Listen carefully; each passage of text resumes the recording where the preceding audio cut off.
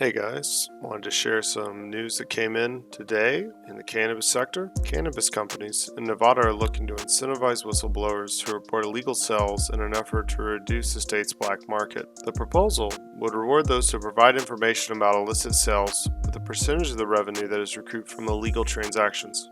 The idea is being championed by the Nevada Dispensary Association, who believe that incentivizing whistleblowers is a more effective way of combating the black market than relying solely on law enforcement. The plan has the backing of the state's top regulator, who sees it as a way to encourage compliance and promote a level playing field for the legal cannabis business. The plan has the backing of the state's top regulator, who sees it as a way to encourage compliance and promote a level playing field for the legal cannabis businesses. Critics argue that the plan could lead to false accusations and the retaliation against legitimate businesses. I'm encouraged by the efforts of the cannabis companies to reduce the illegal market and promote responsible business practices. The proposed program to incentivize whistleblowers to report illegal activity within the industry has the potential to help address the persistent problem of the black market and promote consumer safety. However, it's important to ensure that the programs are implemented in a way that protects whistleblowers from retaliation and that the incentives are not used to create a false report or undermine competition. Additionally, the program should be accompanied by a clear regulation and enforcement measure that promotes ethical business practices and prevents the abuses of power. Overall, the cannabis industry has a responsibility to promote public health and safety and to work towards a sustainable and equitable future, and the proposed program is a step towards fulfilling that responsibility. The Cook County State Attorney's Office in Chicago is partnering with a tech company to help expunge low-level marijuana convictions. The partnership is expected to accelerate the process of clearing criminal records for people who are convicted by minor marijuana offenses before the Illinois legalized recreational cannabis in 2020. The technology provided by the company is designed to scan through thousands of pages of court records, identify eligible cases, and complete the necessary forms to file petitions for expungement. The initiative is part of the state attorney's efforts to address the racial disparity of the criminal justice system and reduce the burden of criminal records on people's lives. So far, the partnership has processed hundreds of expungement petitions, and thousands more are expected in the coming months.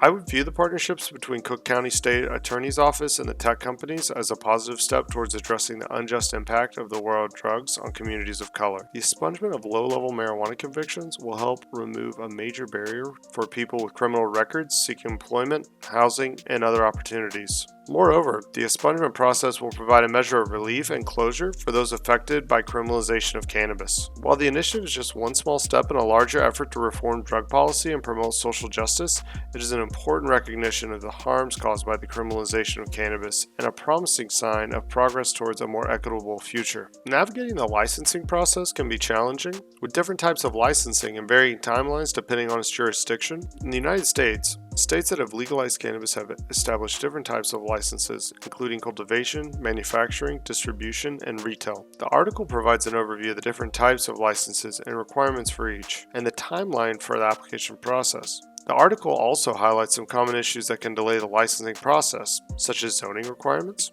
background checks, and compliance with state regulations. Understanding the licensing process and requirements for each type of license is crucial for cannabis businesses looking to enter or expand in the industry. I believe understanding the licensing process is essential for ensuring that the legal cannabis industry operates effectively and sustainably. The article provides a comprehensive overview of the different types of licenses and the requirements for each, which can help cannabis businesses navigate the complex regulatory landscape. However, the licensing process can also be a barrier for small businesses and entrepreneurs who lack the resources to comply with regulatory requirements and compete with established players. Additionally, licensing delays and other regulatory hurdles can limit consumer access to legal cannabis products and contribute to a persistence of the black market. Overall, while the licensing process presents both opportunities and challenges for the cannabis industry, it is crucial to ensure that licensing requirements do not unfairly disadvantage the small businesses and that regulations promote public health and safety while allowing innovation and entrepreneurship. The Florida House Appropriations Committee has approved a bill that would restrict the sale of certain hemp products. The bill would prohibit the sale of smokable hemp and limit the sale of other hemp products to licensed medical marijuana dispensaries, sparking concerns from advocates who believe restrictions will hurt small businesses and limit consumer access.